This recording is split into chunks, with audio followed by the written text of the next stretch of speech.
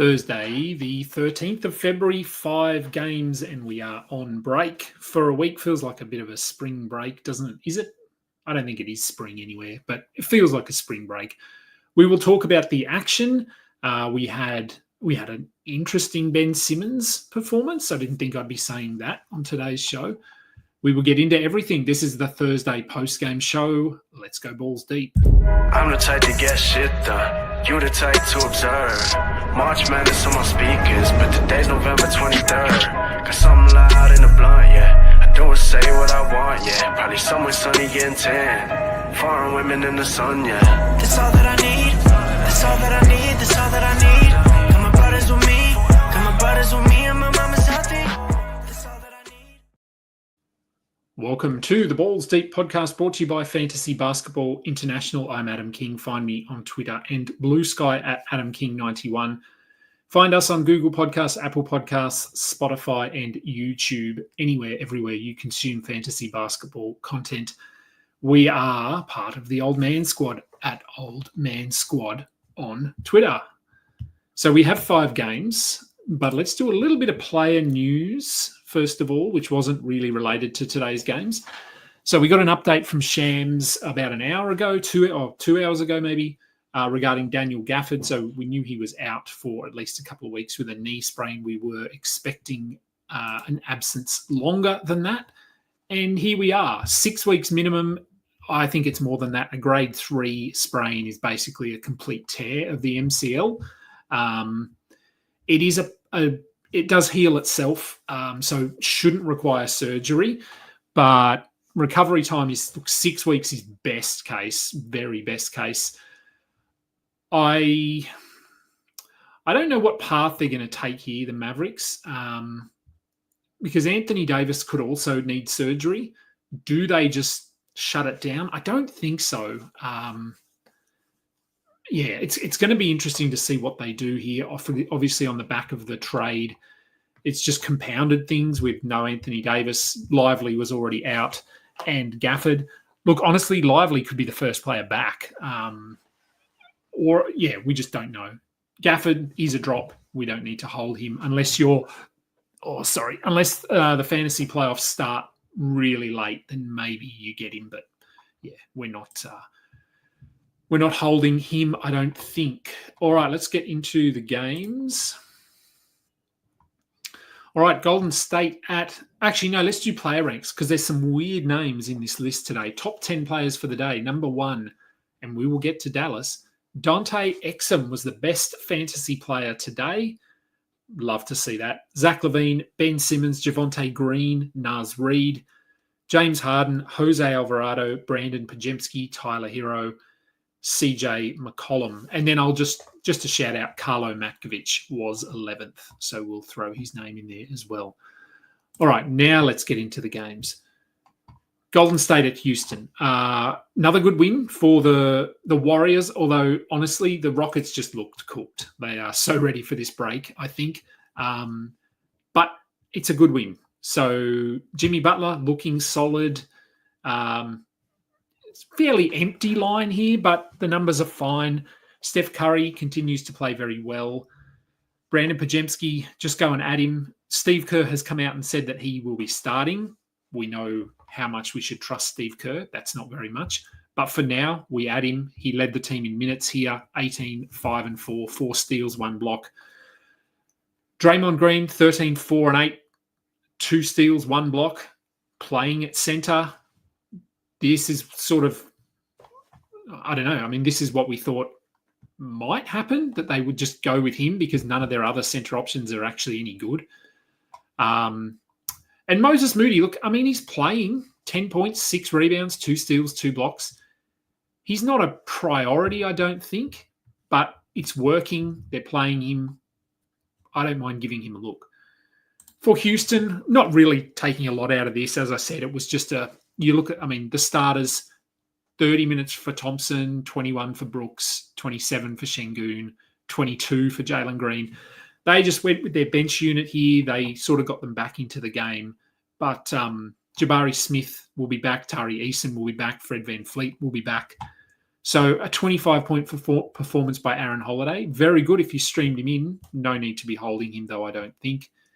And even with all of those guys out, Cam Whitmore played 10 minutes. So I think that tells us everything we need to know about their opinion on Cam Whitmore. All right, the Kings and the Pelicans. The Kings go down in overtime, 140 to 133. Look, the starters were all fine here, I think. No poor performances. Sabonis, obviously very good, 22 and 28, 13 offensive rebounds, stupid numbers. So he was very good. Monk shot the ball poorly, but still ended up with 24, 6, and 9, steal and a block. All the starters, except for Keegan Murray, played well over 40 minutes. Now, this was an overtime game, remember that. But Keon Ellis, only 23 minutes, 7 points, 1 steal. If they're going to do this with him, we can move on. I streamed him in today, hoping that maybe this 30-minute thing was going to stick. It is not. And look, honestly, he wasn't that good on the court. I watched most of this game. He was a team worst, minus 11. I know he gets all these raps about being this big difference maker. I really don't think he is.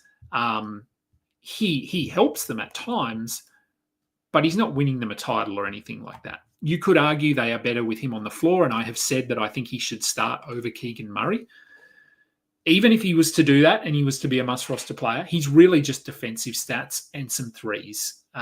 If he was to slot into that starting lineup, which I don't think is going to happen, he would be the fifth option like Keegan Murray, and he's not as good an offensive player as Keegan Murray. So anyway, a bit of a rant there, but yes, Keon Ellis, if the minutes are going to be like this, move on. For the Pelicans, Trey Murphy also shot the ball very poorly tonight, 4 of 17. And this is going to happen with a guy that is not used to shooting this many shots all the time. He's going to have bad nights. But 18 rebounds, 18 points, 9 rebounds, 11 assists. Made up for it. It was good to see. Javonte Green had 5 steals and a block. I'm not sort of adding him based off this. Zion was out in this one. CJ McCollum, good game for him, 43 points. Jose Alvarado, make sure he's rostered. The role is probably going to ebb and flow a little bit, but he's looking like a must-roster player, 18 points, 8 assists, 3 steals. I probably should have streamed him in over Keon Ellis, but you win some, you lose some. Jordan Hawkins had 16 points off the bench. He's really just more of a streamer. We don't need to be adding him. Karlo Matkovic is interesting, though. 13 points, 5 rebounds, 3 blocks, 2 steals. Shot the ball well. 27 minutes. Now, this did come with Zion out, but, Yves Messi left the game with a knee injury, didn't return. This is the Pelicans. They don't need to be prioritizing anyone. So if we come out of the break and Matkovic is starting, probably has to be added. So you're going to have to do it now to get ahead of it, pick him up, and wait and see what happens after the All-Star break. But I think he is worth it. OKC at Minnesota. Yeah, look, the Thunder looked pretty cooked in this one as well. Also just clamoring for that break. They lose 116 to 101. One of their poorer performances of the year. Shea had 24 points, but 6 of 21 from the field. He was 11 of 11 from the line, and he had 9 assists and 8 rebounds. So the numbers are still fine, just the percentages were down a bit here. Hartenstein, 10 and 12 with 2 blocks. Chet Holmgren had 11 and 12 with 2 blocks and 2 steals. So they can coexist, which is good to see. Jalen Williams, 23 and 5, steal and a block. Lou Dort, 14 points, that's fine. Look, when they've got their roster pretty healthy here, Cason Wallace will come back in as well. I don't think we need to be holding Dort. Aaron Wiggins finally cooled off 10 points and a block in his 19 minutes. We're not looking at those bench guys, are we? For the Timberwolves, they shuffled things around with no Rudy Gobert, no Mike Conley. So Alexander Walker started at point guard again. It is very dark here too. I just can't get up to turn the light on. That's why I'm sitting in the dark. Looks like I'm sitting in a cave or something. We've got a big storm going over here as well.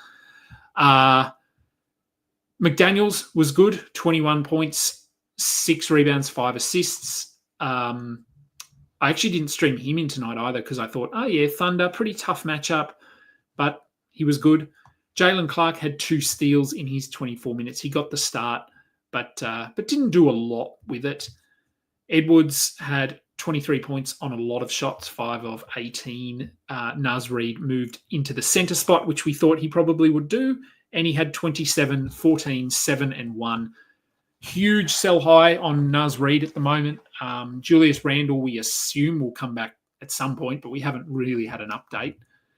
And then Dillingham, Gaza, those guys didn't do enough.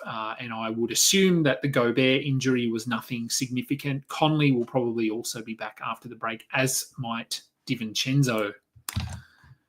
All right, Miami at Dallas. Very good win for the Mavericks here. Both teams were shorthanded. Miami were without Andrew Wiggins and Bam Adebayo. Tyler Hero had 40 points, 30 shot attempts. This is what he's going to continue to do all year. Davion Mitchell, 2 steals are interesting. We've seen enough of him to know he's not a fantasy-friendly guy. Jaime Jaquez started and had 6 points in 23 minutes. Yeah, look, Jovic was disappointing here for me. 25 minutes, 6 points. Which I thought he would be a hold, but maybe he's not. I mean, this is without Wiggins. Maybe you give him another game, but the upside is pretty limited. So I'm okay moving on from him. Burks had 12 points, 7 rebounds, 4 assists, a steal. Free throws were pretty poor, but other than that, some good numbers. But again, not someone we need to be adding, I don't think. Kyle Anderson had a very Kyle Anderson game. 15, 10, and 3, 2 blocks. If he was guaranteed 30 minutes a night, he'd be probably a fantasy asset, but he isn't, so he isn't. And Khalil Ware, 17-9 with a steal and a block in 32 minutes. That's good. Would have probably expected a little bit more with no Bam. He had 15 and 7 at halftime, so pretty quiet in the second half. They sort of locked him down a bit there. So, yeah, not great, but, I mean, he's a hold. He's a clear hold, let's say that. And for Dallas, let's start with Dante Exum. So he started. He only played 24 minutes because he can't really play more than that. 27 points, 3 rebounds, 4 assists, 2 steals, 1 block, 2 of 2 from 3, 3 of 3 from the line, and 11 of 13 from the field. So this was incredible. I love to see it from an Aussie, but it is not going to happen again. We do not need to go and chase this performance. Kyrie Irving will come back in. PJ Washington will come back in. Klay Thompson will come back in. Caleb Martin eventually will come in. So, yeah, good to see. Don't need to chase it. The only guy here that I would be trusting and rostering is Max Christie, who had 19, 5, and 5 with 3 steals and a block. Have to roster him. Look, I guess the question is who of their big men that are remaining is going to have value here? Is it Kessler Edwards, who isn't that big? Is it Maxence Prosper, who isn't that big? Is it Najee Marshall, who isn't that big? PJ Washington, will he start at the 5? I don't know. So there's some questions here. Najee Marshall, I would probably hold because he just fills a number of roles here. Kessler Edwards, Maxence Prosper, I'm probably not there on those guys yet. And Dinwiddie, look, this was just Kyrie was out, so he had a good game. Again, not chasing this performance. All right, the Clippers and Utah. I'm going to turn the light on here, so just excuse the slowness, but it's looking like I'm sitting in the pitch black. So there we go. Not that you need to see my head, but I like to be able to see what's going on around me. That's better. Clippers and Utah.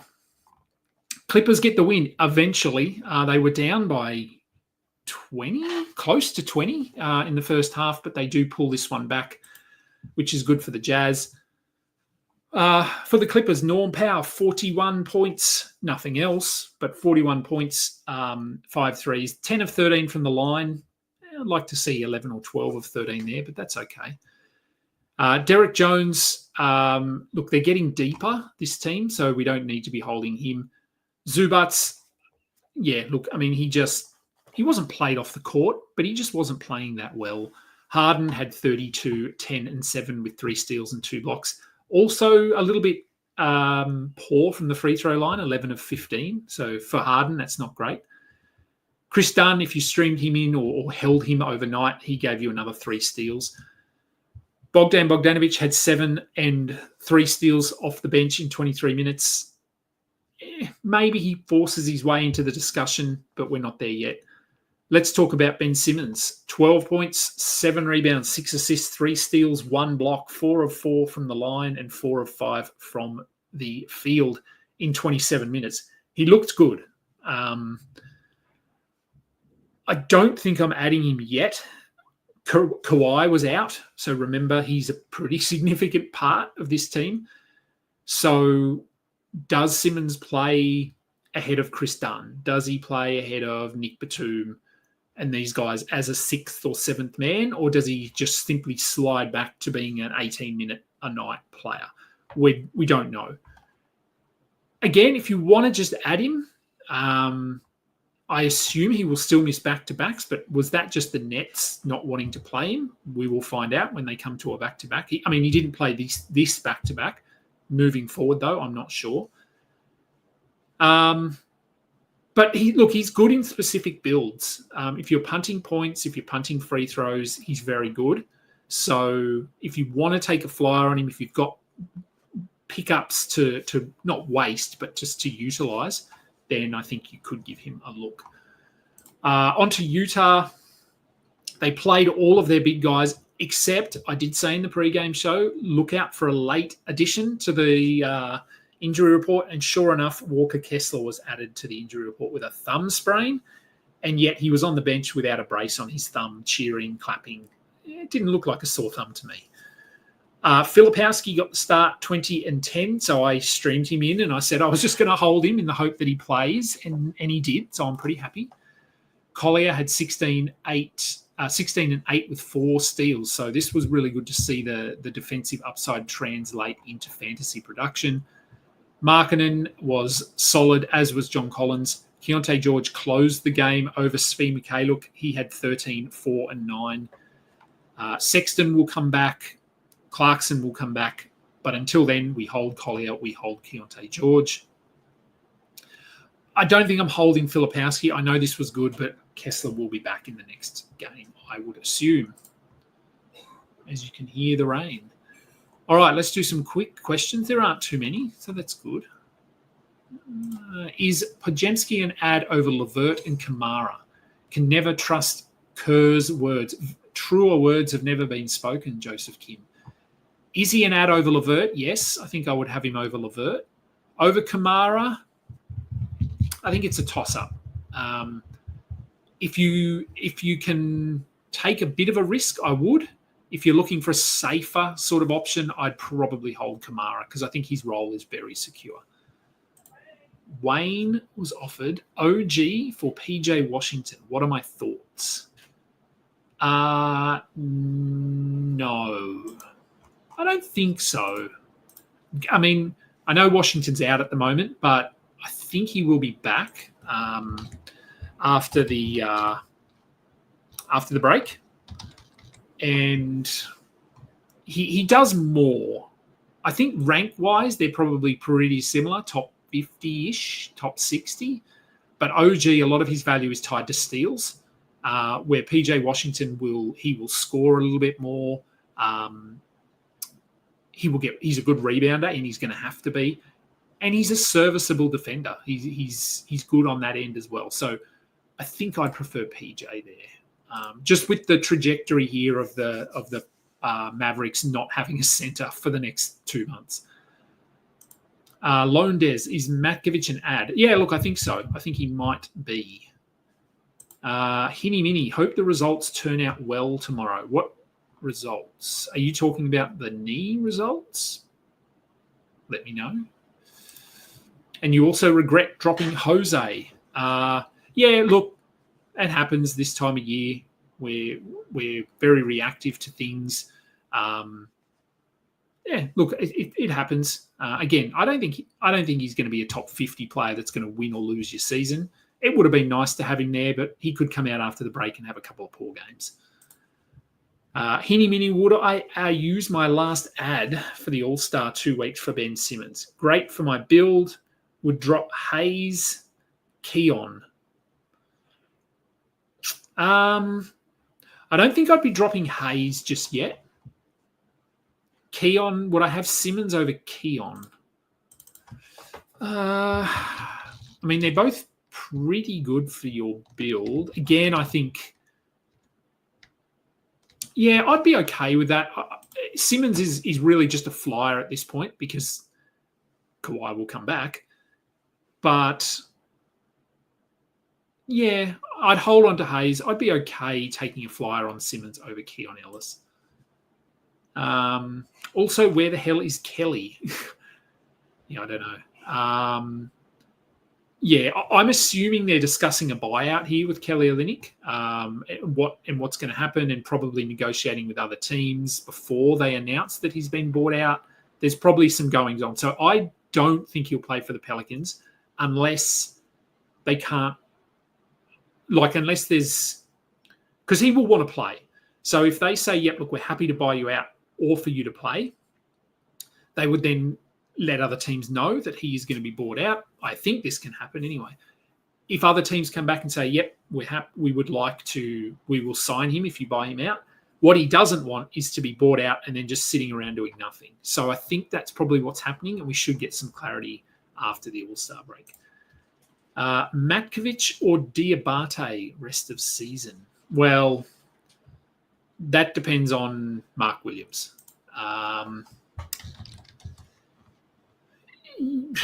Yeah, if Mark Williams plays, then it's Matkovic.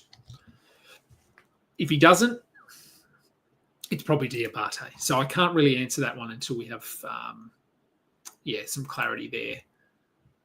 Little Cat, what is Scoot rest of season in a points league? Is the injury bad, and would he be a priority over Suggs, Grimes, Bowl? Injury isn't bad, I don't think. It didn't look bad. Would he be a priority in a points league over Suggs, Grimes, and Bowl? I would have him over Bowl.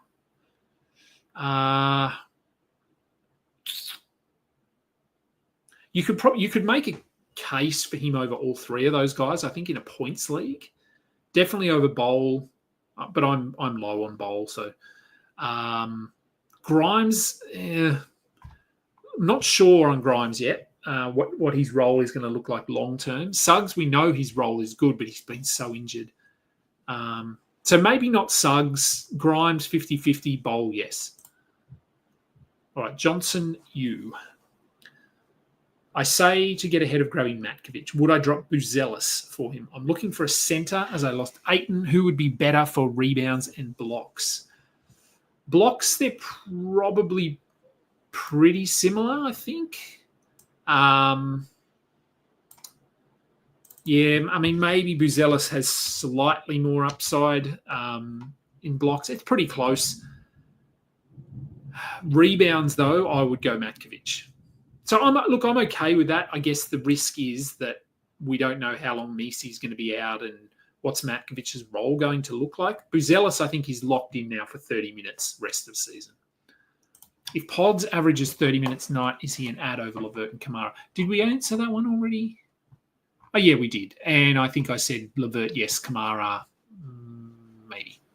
Oh, and you accidentally repeated the question, so yes. Why isn't Billy Donovan giving more minutes to Buzelis? Look, I think he will. They've been really bad. They've been blown out. They're just trashy. So I think he will get more minutes. He's getting more now than he was, so at least that's a step in the right direction. Rest of season value of a men.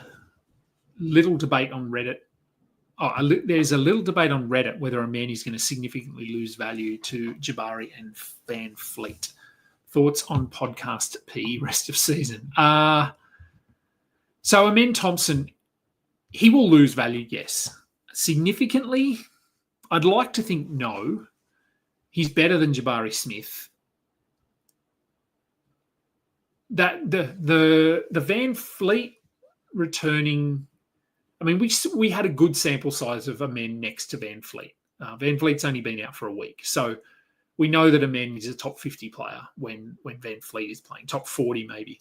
Smith is the variable here because we don't know what they're going to do. Are they going to ease him back in? It was a hand or a finger or wrist or something. So conditioning should be fine when he does come back. He's already set a date to come back, so I would assume he's already ramping up. And he has a week now just to get some conditioning under his belt. So I think he'll come back and play 30 minutes, 28 minutes. It's whether he starts. Does Tari Eason lose minutes? So it's really hard to know here what they're going to do. I still think Amen is going to be a clear must-roster player, but yeah, he's not going to be putting up those top 30 numbers. So it is probably a sell high, although he wasn't great today. But probably a sell high for both him and Tari Eason at the moment. What are my thoughts on Podcast P? Look, I don't have him anywhere. I mean, he looks... the defense has been fine, but everything else is just not great. I think he's probably dealing with that finger injury. That probably impacts his offense a little bit. It's certainly a buy low. The issue is how many games does he play? I think most teams have about 30 left. Is that right? Maybe he plays 20 of those. So he's not the top 30 player. I think he's more probably a top, I don't know, maybe like top 50, something like that. I have Buzelis, Christie, and Beal. Looking to add a backup for John Collins' stats later in the season. Is Matkovic worth adding over one of these guys? Ooh.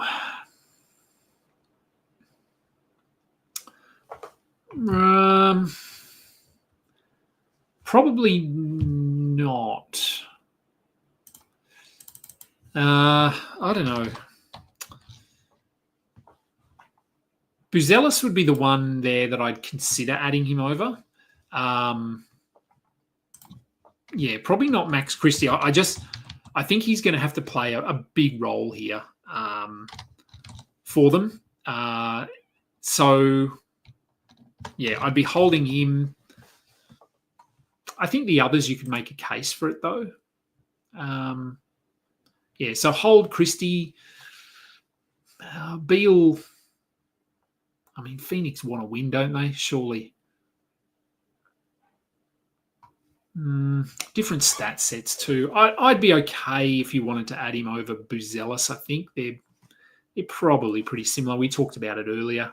Matkovic probably has slightly higher rebounding upside. But you're right. We do need to wait for this Messi injury report, which we may not get for a while.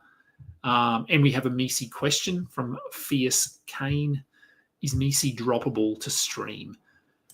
I think he might be. I mean, the only reason I'd be holding him, I think, is blocks. Other than that, yeah, I don't think he needs to be. Is Giannis's calf concerning? A little bit. He's been out for a while. This is an ongoing injury. His knees are also pretty shot up. So, yeah, it's a little bit concerning. That's why I didn't draft him. Not the only reason, but I didn't draft him. Is Kuminga a must-add for 12-team points leagues? I think he will be. Yes. I don't know when he's going to come back. He'd be getting close.